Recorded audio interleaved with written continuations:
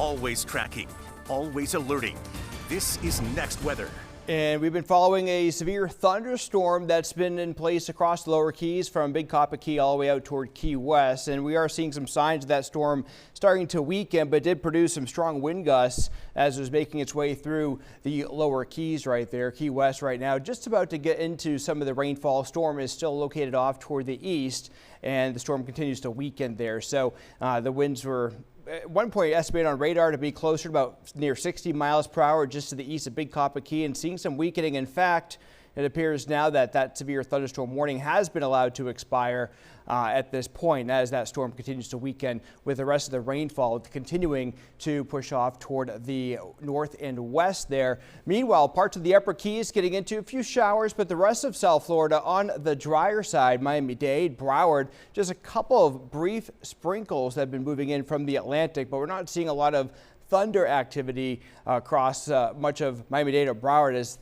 the storms that are approaching the coastline are actually weakening as they encounter more of a stable atmosphere across much of South Florida. The exception, of course, recently has been down to the lower Keys. But the forecast as we get through the rest of the evening hours, rest of the night, looking like this. During the early morning hours, continuation of those showers with an east wind moving in from the Atlantic. But tomorrow we're trending down with our rain chances in place there. So throughout much of the morning, that'll be the best bet for a passing shower or storm, because once we get to the afternoon, much of the activity will be focused across the interior and eventually over much of the Gulf Coast. Even Saturday trending down with rain chances as well, with best chance in the early part of the day, and then by the afternoon setting the stage for some dry weather across a good portion of South Florida. So that's going to be the trend here as we get into the weekend, both Saturday into Sunday, featuring to be more so on the drier side. In fact, as you go over the next 5 days, the rain chances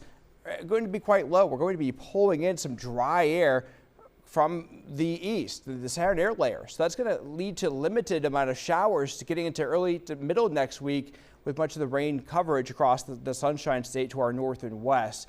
So overall, the next few days going to be on the drier side. We'll show you that forecast as we get toward the weekend, because it is looking like this. Temperatures in the lower 90s. But look at that. Sunday, the pick of the weekend, 20% coverage of showers or storms, down to about a 10% on Tuesday, and hovering closer to a lot of dry time. More of that hot weather pattern, Lauren, that we were just in coming back.